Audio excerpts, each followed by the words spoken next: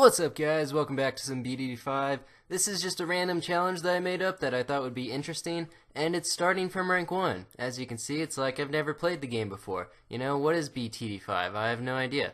It sounds like a fun game, though. Maybe you should go play it. I don't know. So this game. Well, yeah, great sentence.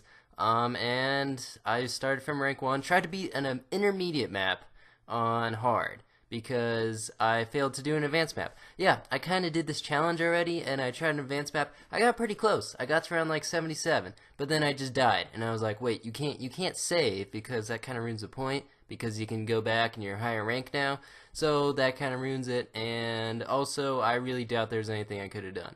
The map was Scorched Earth, in case you're wondering, and honestly, I don't think it's possible. Well, it might be. There's a very small chance. You have to be very good at microing and being able to like maelstrom everything. So that would be a pain in the butt, and I don't really want to try it, so I decided to kind of wimp out and do an easier map, which is this one. This map is actually really easy. It's really a beginner map if you ask me. It's probably easier than Monkey Lane, or maybe not, I don't know. About the same difficulty. This one has water too, so you can use the monkey sub, but since it's the last thing you unlock, you really can't use the monkey sub. Anyway, if you don't know how the towers work in this game, every time you place one down, like the amount of XP that it gains per round actually goes up. So placing down a lot of unupgraded towers is how you get the towers to rank up faster.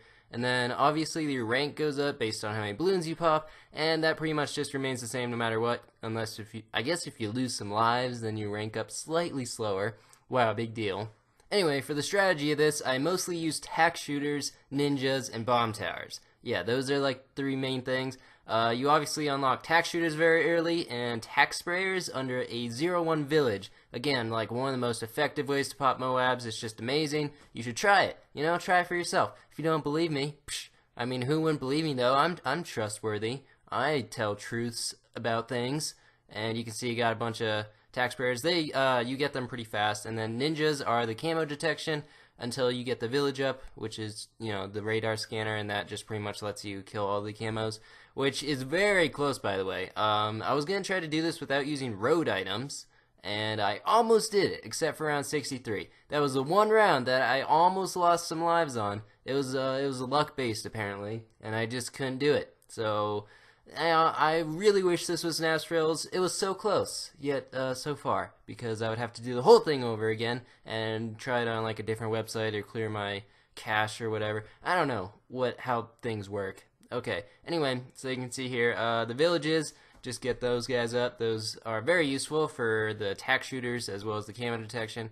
And then for cannons, I actually use both the Moab Maulers, although you don't really need them since the tacks kind of just destroy all the Moabs completely, very effectively.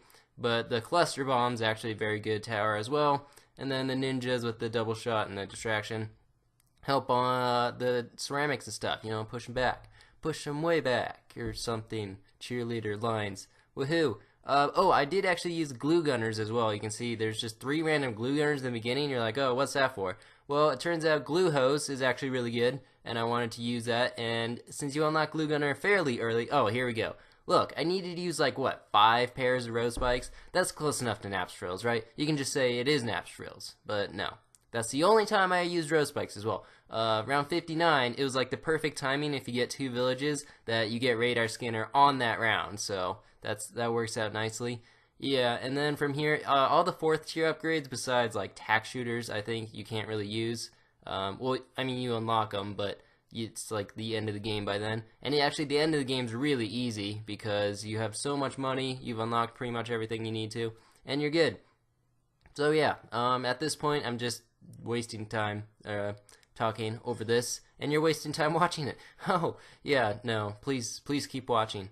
Listen to me and the things I have to say that are they're not very helpful or worth listening to. But yeah, so this game is actually pretty difficult when you start from rank 1. I'm pretty sure it's impossible to be expert map. I mean, clock is like more of an advanced map, but I still don't think it's possible. You don't even unlock the expert maps until later, so you can't even bother trying it from rank 1. Not that I would. The hardest advanced map, what is that? Like, oh man, I can't. Oh yeah, Crypt Keeper for sure. Like, if you wanted to try doing Crypt Keeper from rank 1, I think you can, it would be, like, impossible. Like, no chance. Even using red spikes, even lives lost, all that good stuff. Oh yeah, I did no selling on this. That's pretty cool.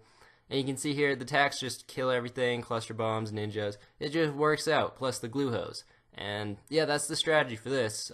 Thanks for watching, if you did, and I will see you in the next video. Watch this ZOMG get destroyed. Oh yay!